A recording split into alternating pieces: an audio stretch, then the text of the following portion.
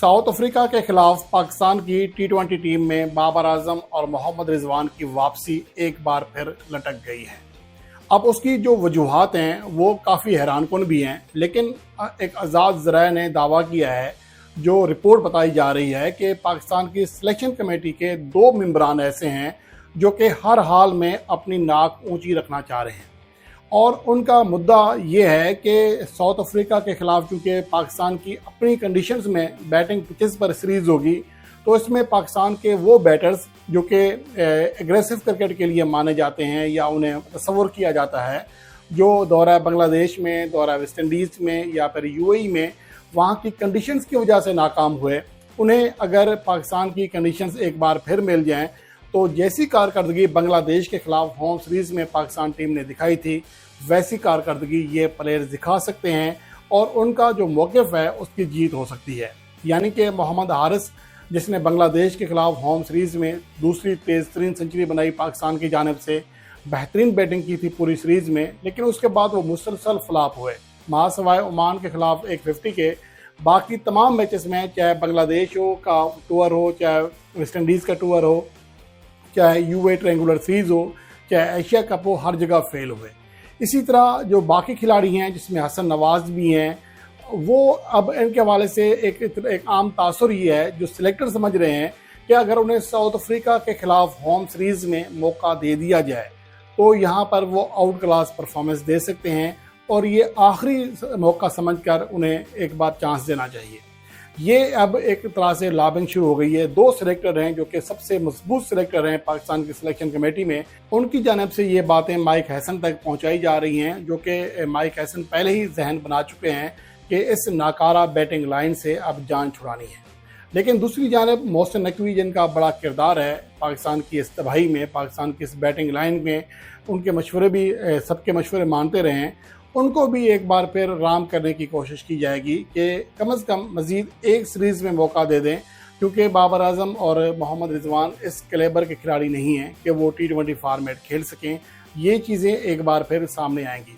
अलबत्ता इसके हवाले से जो सबसे अहम चीज़ है, जो बाबर आजम और मोहम्मद रिजवान की वापसी के हवाले से रुकावट हो सकती है, वो है साउथ अफ्रीका के खिलाफ टेस्ट सीरीज़ में कारकर्दगी। हालांकि टेस्ट सीरीज़ की कारकर्दगी का टी20 मैचेस में कम बैक से कोई ताल्लुक नहीं बनता है, लेकिन ये पाकिस्तान की सिलेक्शन कमेटी है, ये क्रिकेट पाकिस्तान है, यहाँ कुछ भी हो सकता है।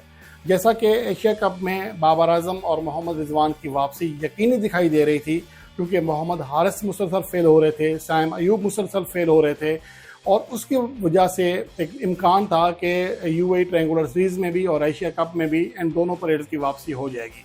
लेकिन चूँकि दौरा वेस्ट इंडीज़ में पाकिस्तान ने जो वनडे सीरीज़ खेली, उसमें ये दोनों प्लेयर्स बड़ी परफॉर्मेंस नहीं दे सके। पहले मैच में गो के बाबर आजम ने 47 रन बनाए, लेकिन आखिरी 2 मैचेस में बड़ा स्कोर ना करने की वजह से उन्हें पाकिस्तान के एशिया कप के प्लान से आउट किया गया। यानी कि वनडे फॉर्मेट की कारकर्दगी की बुनियाद पर उन्हें टी20 फॉर्मेट की टीम से निकाल दिया गया, जिसका एक इम्कान ज़ाहिर किया जा रहा था। अब यहाँ पर अहम चीज़ ये है कि बाबर आजम और मोहम्मद रिजवान के हवाले से कारकर्दगी जांचने का पैमाना अलग है, बाकी प्लेयर्स के हवाले से अलग है। बाकी प्लेयर्स जिन्होंने अभी तक कुछ किया नहीं है, उनसे ये उम्मीद है कि ये कुछ कर सकते हैं। बाबर आजम और मोहम्मद रिजवान बहुत कुछ कर चुके हैं, पाकिस्तान की जानिब से सबसे कामयाब खिलाड़ी हैं, सिर्फ 8 से 9 रन का फ़र्क है। बाबर आजम रोहित शर्मा की जगह दुनिया में सबसे ज़्यादा टी20 रन्स करने वाले खिलाड़ी बनने के करीब हैं। 3 सेंचुरियाँ बना चुके हैं पाकिस्तान की जानिब से टी20 फॉर्मेट में। एक कैलेंडर ईयर में सबसे ज़्यादा रन्स का मोहम्मद रिजवान का रिकॉर्ड है। इसके अलावा और बेताशा रिकॉर्ड्स हैं, वो साबित कर चुके हैं। लेकिन इसके बावजूद पाकिस्तान के मौजूदा सिलेक्टर सिर्फ एक नाकामी का इंतज़ार करते हैं कि किसी सीरीज़ में वो नाकाम हो और उन्हें टीम से बाहर किया जाए। इसकी बड़ी मिसाल ये है कि पाकिस्तान ने जो वेस्ट इंडीज़ में सीरीज़ खेली, उससे पहले पाकिस्तान ने आखिरी वनडे सीरीज़ दौरा न्यूजीलैंड में खेली थी, जहां मोहम्मद रिजवान ने भी परफॉर्म किया और ख़ास तौर पर बाबर आजम ने 2 50 स्कोर की। पूरी सीरीज़ में चाहे न्यूजीलैंड के बैटर्स हों चाहे पाकिस्तान के, किसी ने एक से ज़्यादा 50 नहीं की थी, जबकि बाबर आजम ने 2 50 की। पाकिस्तान की जानिब से टॉप स्कोरर थे और मजमूई तौर पर सीरीज़ के तीसरे टॉप स्कोरर थे। लेकिन अगली सीरीज़ में सिर्फ 2 इनिंग्स में, पहली इनिंग्स में 47 रन किए, सिर्फ 2 इनिंग्स में फेल हुए, उन्हें टी20 प्लान से निकाल दिया गया। और अगर दूसरी जानब देखें, मोहम्मद हारिस ایک لمبی فہرست ہے اس کے فیل ہونے کی. سلمان علی آغا لمبی فہرستیں بن چکی ہیں. سیم ایوب، یہ تمام وہ کھلاڑی ہیں جو کہ مسلسل فیل ہو رہے ہیں، لیکن ان کے حوالے سے کارکردگی جانچنے کا جو پیمانہ ہے وہ بالکل مختلف ہے. تو اس وجہ سے اب ٹیسٹ فارمیٹ میں بھی اس بات کو پاکستان کے 2 سلیکٹر کوشش کر رہے ہیں کہ اس بات کو سامنے رکھیں باقی سلیکٹرز کے اور ٹیم مینجمنٹ کے، خاص طور پر محسن نقوی اور مائک ہیسن کے، کہ اگر ٹیسٹ سیریز میں یہ کھلاڑی اچھی فارم ثابت نہیں کرتے تو ان کا کم بیک نہیں کرانا چاہیے. اب وجہ یہ ہے کہ اگر بابر اعظم کی بات کریں، گو کہ ویسٹ انڈیز کے خلاف جو پاکستان نے 10 ماہ پہلے آخری سیریز کھیلی تھی، اس میں 31 رنز کے علاوہ کوئی بڑی اننگز نہیں کھیلی. 31 رنز بھی کوئی بڑی اننگز نہیں ہے ٹیسٹ فارمیٹ میں.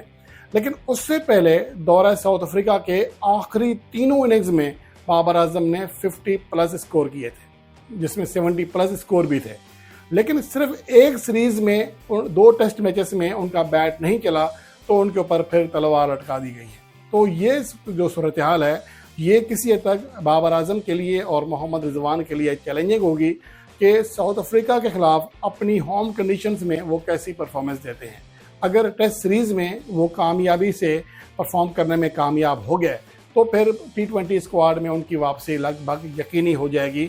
پھر وہ پروپیگنڈا جو کہ 2 سلیکٹرز کر رہے ہیں، وہ پلان جو 2 سلیکٹرز کر رہے ہیں، وہ پھر ناکام ہو جائے گا. لیکن اگر اس سیریز میں بابر اعظم اور رضوان آؤٹ کلاس پرفارمنس نہ دے سکے تو پھر ہو سکتا ہے کہ مائک ہیسن اور محسن نقوی 2 سلیکٹرز کی باتوں میں آ کر اس بات پر قائل ہو جائیں کہ ایک بار پھر ان کھوٹے سکوں کو جو کہ پچھلے 1.5 سال سے یا پرفارم نہیں کر پا رہے ہیں، کم از کم 2025 میں مکمل فیل ہیں، انہیں مزید ایک موقع دیا جائے، کیونکہ اس بار پاکستان اپنی کنڈیشنز میں کھیلنے جا رہا ہے. لیکن یہاں یہ بات یاد رکھنے کی ہے کہ پاکستان کے ان پلیئرز نے بنگلہ دیش کے خلاف پرفارم کیا تھا، کسی بڑی ٹیم کے خلاف نہیں.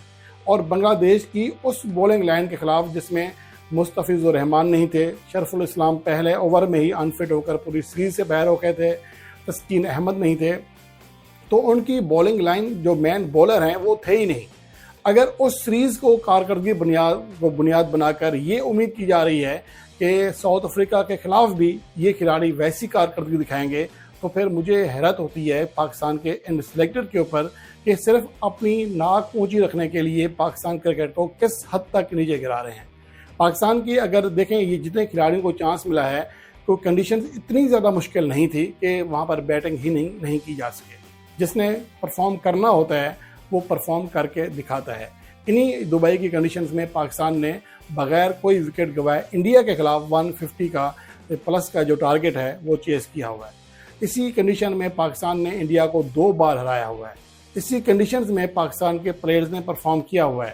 لیکن اگر یہ کہیں کہ یو اے کی کنڈیشنز بھی مشکل تھی، یہاں گیند سلو تھا، ویسٹ انڈیز میں باؤنس ہو رہی تھی، بنگلہ دیش میں باؤنس کم تھا، اگر یہ بہانے چلیں گے تو انٹرنیشنل کرکٹ میں کبھی بھی یہ بہانے زیادہ دیر نہیں چل سکتے. گو کہ جتنا ٹائم مل گیا ہے ان پلیئرز کو، یہ ان کے لیے بہت بڑا موقع تھا، بہت بڑی غنیمت تھی ان کے لیے، لیکن اس کا وہ فائدہ اٹھانے میں ناکام رہے ہیں.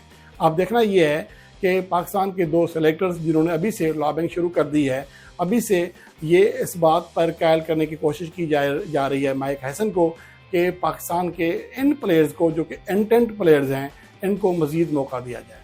اب دیکھنا یہ ہے کہ بابر اعظم اور محمد رضوان ساؤتھ افریقہ کے خلاف کارکردگی دکھا کر اس کیس کا رخ کس جانب موڑتے ہیں. السلام علیکم دوستو. تو بابر اعظم اور محمد رضوان کی جو ہے اس وقت واپسی ہوگی جب ساؤتھ افریقہ کے خلاف ٹیسٹ میں وہ اچھی پرفارمنس دیں گے. ریسنٹلی ساؤتھ افریقہ کے خلاف جو ہے پاکستان کا ٹیسٹ ہے، اگر اس میں جو ہے بابر اعظم اور رضوان جو اپنی پرفارمنس نہیں دیتے تو پی سی بی جو ہے، جو چیئرمین کمیٹی ہے، وہ انہی کھلاڑیوں کو موقع دے گی جو کہ پہلے ایشیا کپ سے ہار گئے، جس طرح محمد حارث ہو گئے، حسن نواز ہو گئے. تو اسی طرح بابر اور رضوان کی تبھی جگہ بن سکتی ہے جب وہ جو ہے ساؤتھ افریقہ کے خلاف جو ہے اچھی پرفارمنس دیں گے. تو ساؤتھ افریقہ کے خلاف T20 میں بھی بتایا جا رہا ہے کہ بابر اعظم اور رضوان شاید نہ ہوں، وہی اسکواڈ ہو ایشیا کپ والا. تو یہ چند ایک باتیں ہیں جن کو جو ہے مد نظر رکھ کر ہی سلیکٹ کیا جائے گا، یا اگر پرفارمنس نہ ہوئی تو بابر اعظم اور محمد رضوان کینسل اور دوبارہ سے انہی اولڈ پلیئر کو جو ہے موقع دیا جائے گا.